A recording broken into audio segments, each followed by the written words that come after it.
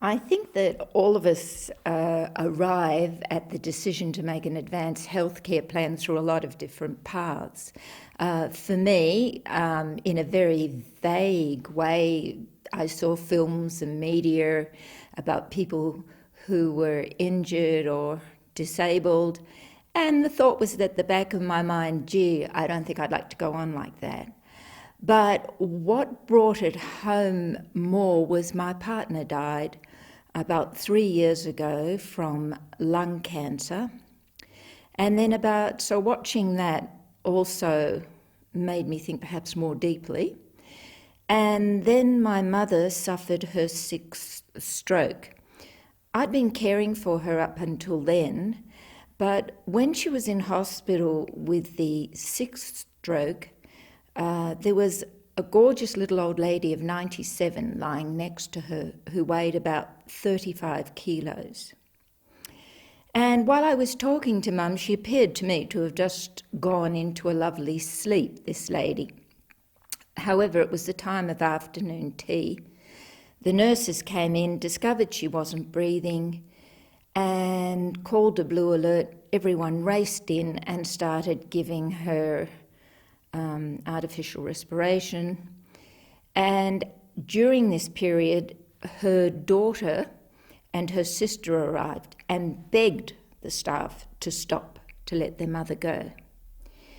And the staff refused on the grounds that they had not done any advanced care plan, and they actually brought her back, which I couldn't agree with, and it distressed me greatly because she'd looked so peaceful and she was so ill. We had a fairly close personal relationship, so we'd see each other probably a couple of times a week, was often around the children. She, and I'm in the medical field, she did not have a good understanding of medicine at all. She had a few medical issues. She eventually started asking me about them. And most of the time I was right, because then she'd go to her GP and find out that, yes, I was right. So she developed that trust that I actually did understand medicine and health reasonably well. Having worked in acute coronary care units around Melbourne for the last, 20 plus years, I've found circumstances where a patient has been unable to communicate what their wishes would be as regarding medical treatment, whether to consent to it or refuse it. And then it falls to usually a spouse or a child, one of their children, so to make those decisions.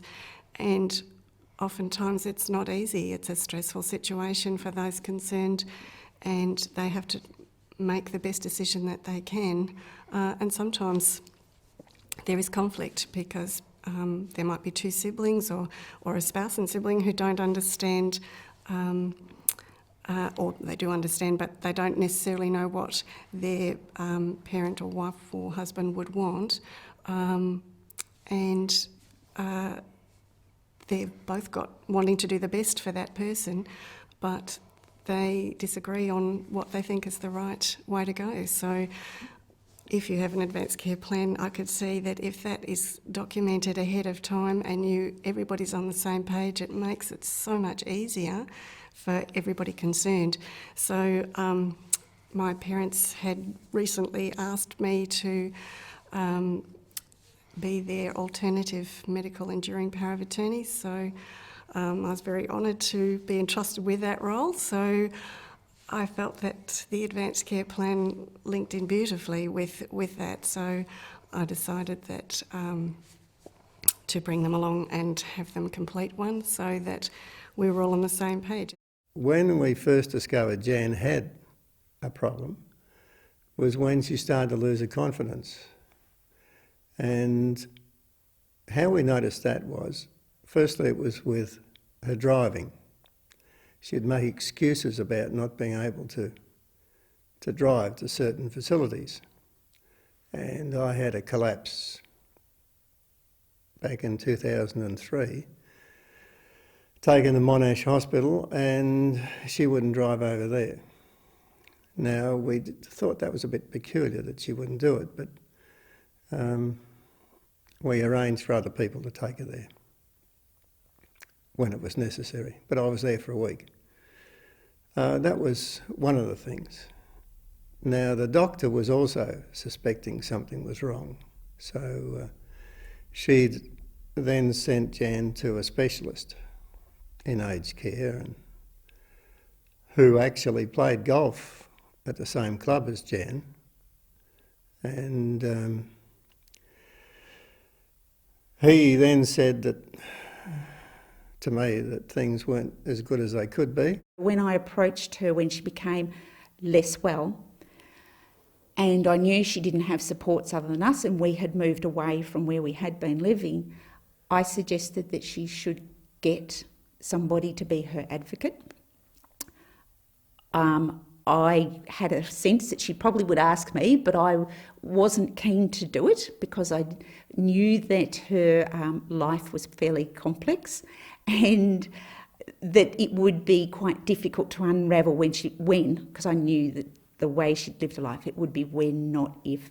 It would be hard to unravel if someone was her advocate. I suggested a solicitor, I suggested an accountant that she'd had a long-term professional relationship with, so someone who was separate.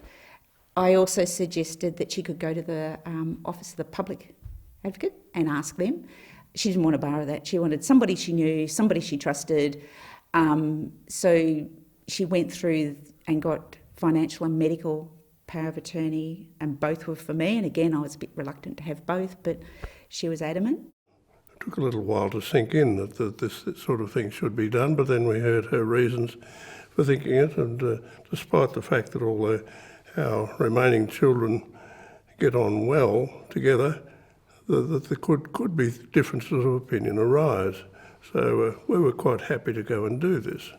Because we've had discussions when she was well enough, and because we knew a lot of people who had been suffering, and she had said, I don't want to be like that. I don't want to end up my life with these things up my nose and all wired up for sound.